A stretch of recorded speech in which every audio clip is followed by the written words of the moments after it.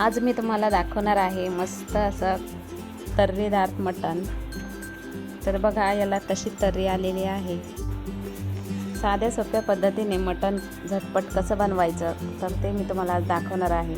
तर सर्वात आधी मटण हे मी स्वच्छ 3 वेळा स्वच्छ पाण्याने धुवून घेतलं। तर एका कुकरमध्ये आपण तेल टाकून घ्यायचे आणि बारीक चिरलेला कांदा हा छान ब्राऊन होतपर्यंत परतून घ्यायचा आहे।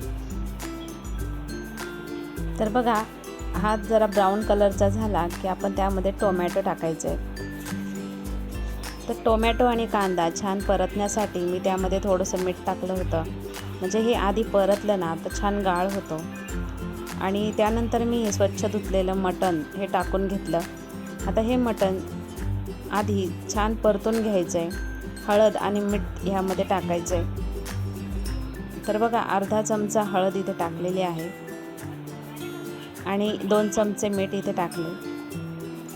तर तुमच्या अंदाजानुसार तुम्ही इथे मीठ आणि हळद टाकू शकता, पण हे मटण छान परतून घ्यायचं आहे। आता हे मी 5 ते 10 मिनिटे मटण हे छान परतून घेतलं। पहिले झाकण ठेवलं आणि एक साईडला मी पाणी गरम करायला ठेवलं होतं। तर बघा परत 5 मिनिटांनी आपण छान हलवून घ्यायचे। त्यानंतर गरम पाणी केलेलं आहे तर ते त्यामध्ये ओतून घ्यायचं आणि जेवढं प्रमाणात तुम्हाला ग्रेव्ही बनवायची तेवढ्या अंदाजाने तुम्ही यामध्ये पाणी टाकू शकता। तर बघा मी ह्यामध्ये पाणी टाकून घेतलं। तर आता कुकरच्या 4 ते 5 शिट्ट्या आपण इथे घ्यायच्या आहेत। तर बघा कुकरच्या 5 ते 6 शिट्ट्या इथे झालेल्या आहेत आणि त्यानंतर इथे मी मसाला भाजून घेतला तोपर्यंत। तर इथे 2 कांदे घेतले, खोबरं, लसूण, आले आणि टोमॅटो घेतला आहे। तर हा चांगला मिक्सरला बारीक करून घ्यायचा आहे। आता हे छान वाटण करून घेते। त्यानंतर मी इथे एक पातेले घेतले आहे, त्यामध्ये तेल टाकले। तर तेल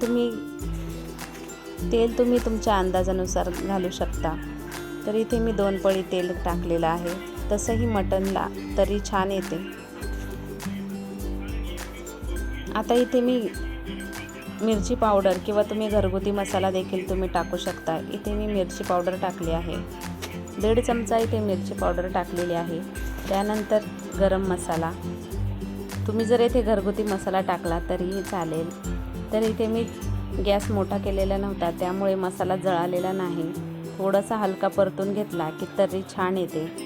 तर बघा थोडासा हा मसाला मी परतून घेतला, त्यानंतर वाटलेला मसाला त्यामध्ये टाकून घ्यायचा आणि हा मसाला तेल सुटेपर्यंत चांगला परतून घ्यायचा। त्यामुळे कालवणाला टेस्ट आणि कलर देखील चांगला येतो। आता मी हे मिक्सरच्या भांड्यामध्ये पाणी टाकून हे हलवून त्यामध्ये टाकून घेतलं आणि आता हा मसाला चांगला परतून घ्यायचा आहे। त्यानंतर यामध्ये चवीनुसार मीठ घालायचे, त्यामुळे मसाला छान परतला जातो आणि मसाल्याला टेस्ट देखील छान येते। तर बघा हा 5 मिनिटे मी मसाला परतून घेतला। आता मसाल्याला तेल देखील छान सुटलं आहे। तर इथं शिजवलेलं मटण टाकून घेतलं आहे आणि आपल्याला जास्त ग्रेव्ही पाहिजे असेल तर गरम पाणी इथे करून टाकून घ्या। त्यानंतर त्यामध्ये सुहानाचं मटण मसाल्याचं पूर्ण पॅकेट इथे टाकून घ्यायचं आहे, त्यामुळे मटणला छान चव येते। तर इथे मी मसाला टाकून घेते। त्यानंतर बारीक चिरलेली कोथिंबीर टाकून घ्यायची आहे आणि हे 5 ते 10 मिनिटे मंद गॅसवर उकळून घ्यायचं आहे, कारण 4 ते 5 शिट्ट्या घेतल्यामुळे मटण तर शिजलेलं आहे, त्यामुळे जास्त वेळ लागणार नाही।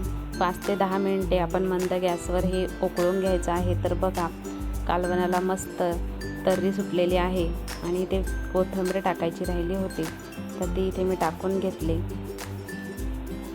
तर एकदम मस्त असा रस्सा इथे तयार झालेला आहे। तर ही रेसिपी नक्की ट्राय करून बघा।